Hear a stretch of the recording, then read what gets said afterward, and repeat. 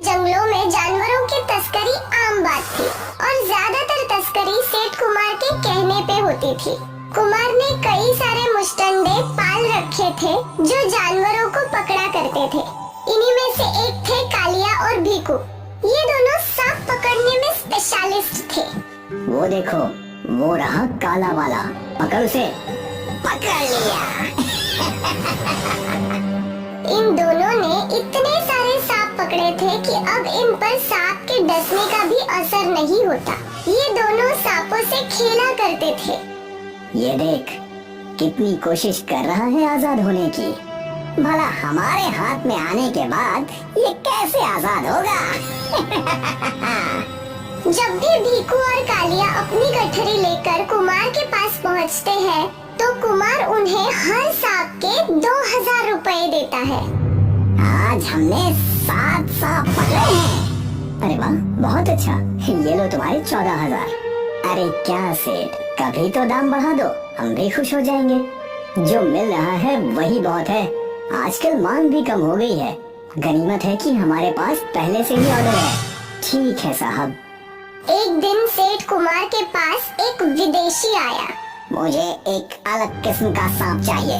मेरे पास हर किस्म के सांप हैं। ब्लैक मम्बा, कोबरा, आप अपनी पसंद से सेलेक्ट कर लो सर। ये सब नहीं चाहिए। तो कौन सा सांप चाहिए? मुझे ऐसा सांप चाहिए जिसके सर पर मणि हो। क्या सर, ऐसे सांप थोड़ी होते हैं जिसके सर पर मणि हो। ये सब सिर्फ फिल्मों में ही दिखाया जाता है। सांप और मणि, ये सब तो कहानियों में होता है। होता है, मैंने खुद देखा है। आज से 10 साल पहले मैं इसी जंगल में अपने दोस्तों के साथ आया था, जब हमारा सामना 2 सांपों से हुआ। एक सांप के सिर पर मणि थी। उस सांप ने हमें बिल्कुल भी नुकसान नहीं पहुंचाया, पर मुझे आज भी वो सांप याद है, उसकी वो फुंकार। पर ऐसे सांप को हम कैसे ढूंढेंगे? वो जगह मुझे याद है। तुम अपने लोगों के साथ चलो, मैं तुम्हें वो जगह दिखाऊंगा और फिर तुम लोग उस सांप को पकड़ लेना।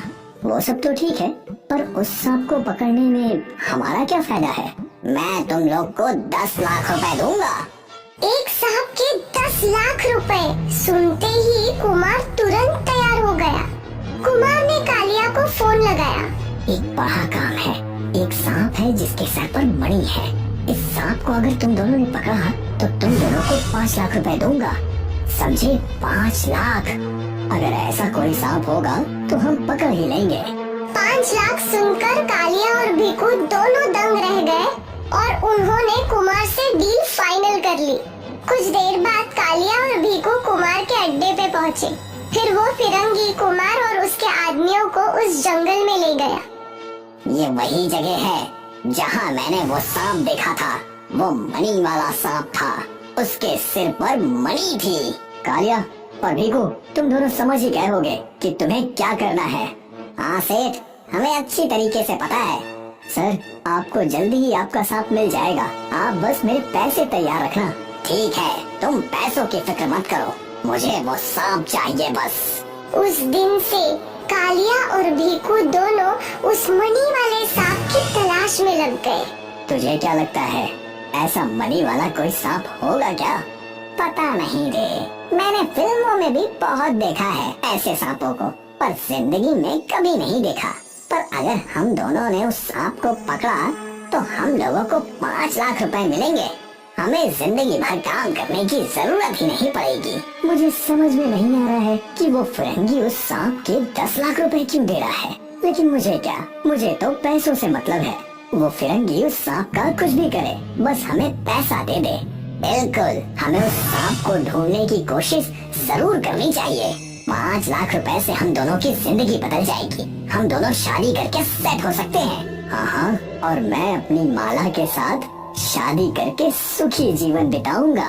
तू और तेरी माला। ठीक है, कर लेना शादी। अब पहले सांप को ढूंढ, सांप को, वरना माला से शादी बस सपने में ही होगी।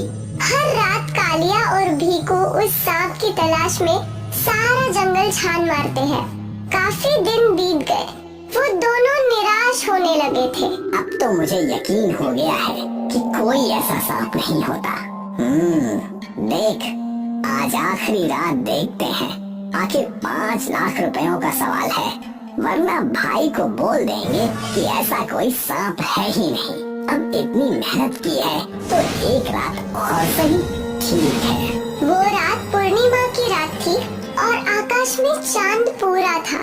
चांदनी की रोशनी में भीकू और कालिया सांप की तलाश कर रहे थे। जब वो लोग चलते चलते एक गुफा की ओर पहुँचे तो उन्हें भीतर से रोशनी दिखाई दी। यहाँ इतनी रोशनी कैसे? शायद अंदर कोई है, शायद कोई शिकारी। नहीं, कुछ तो गड़बड़ है। जंगल के इतने अंदर, वो भी गुफा में, कोई शिकारी नहीं आ सकता। तो फिर कौन होगा? वो तो भीतर जाके ही पता चलेगा।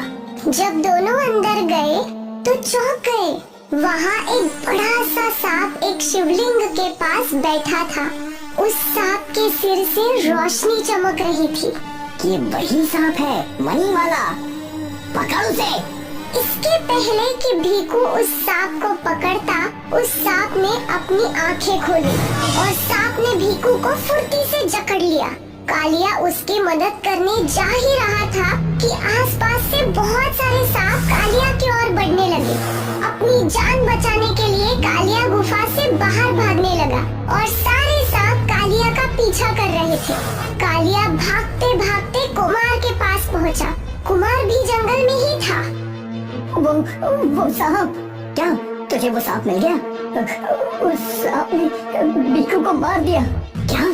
कालिया कुमार को सारी बातें बता ही रहा था कि बहुत से सांप उनकी ओर बढ़ने लगे। पीछे देख, साहब, भाग कालिया, अपनी जान बचा।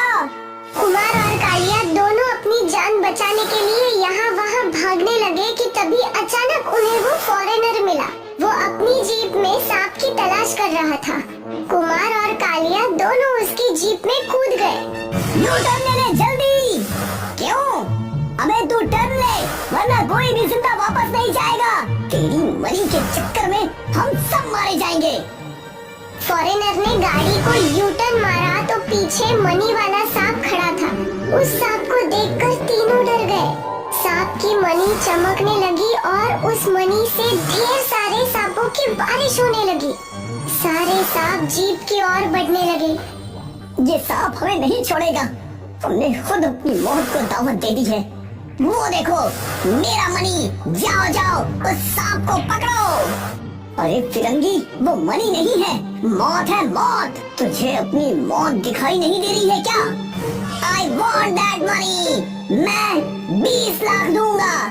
नहीं चाहिए तेरे पैसे, यहाँ सामने मौत खड़ी है, मौत। तब तक सांपों ने जीप को चारों ओर से घेर लिया था। मनी वाला सांप जीप पर कूद गया। वो फन मार के बैठ गया और एक एक करके मनी वाले सांप ने तीनों को डस लिया। तीनों के मरते ही सारे सांप उस मनी में समा गए और मनी वाला सांप वापस अपनी गुफा में चला गया। हर वो इंसान जिसको मनी वाले सांप के बारे में पता चलता है, उसकी मौत निश्चित है। मनी वाला सांप एक रहस्य है और